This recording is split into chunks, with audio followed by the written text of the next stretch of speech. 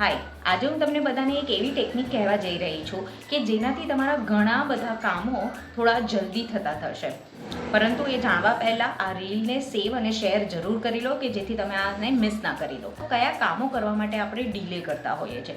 ઘણીવાર અમુક આપણા કામો એવા હોય છે કે જે આપણે કમ્ફર્ટ ઝોનની બહાર જઈને કામ કરવું પડતું હોય અથવા તો આપણા માટે થોડા અઘરા કામો હોય છે અને આપણને એ કામો કરવા માટે એટલું બધું મોટિવેશન નથી આવતું. જ્યારે એ કામ કરવાનો સમય આવે છે ત્યારે આપણને એમ થાય છે ચાલને છોડને, કાલે થઈ જશે અથવા તો થોડી વાર રહીને કરું છું, તો આપણે પ્રોક્રેસ્ટિનેટ કરતા હોઈએ છીએ. તો એવા કયા કામો હોઈ શકે? ફોર એક્ઝામ્પલ, આપણે જીમિંગ કરવું છે, આપણે એક્સરસાઇઝ કરવી છે, આપણે વિચારીએ નહીં કાલથી શરૂ કરીશ. ડાયટ હોય છે, કાલથી શરૂ કરીશ, આજે થોડું ખાઈ લઉં.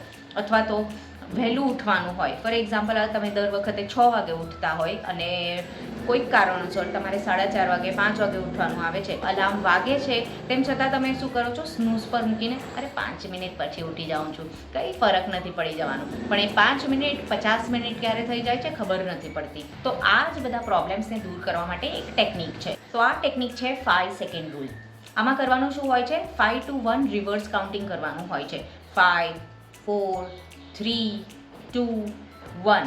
આવી રીતે તમે જ્યારે કાઉન્ટિંગ કરો છો, તમારા બ્રેઇનને એવો મેસેજ મળે છે કે હવે મારો આ કામ કરવાનો ટાઈમ આવી ગયો છે.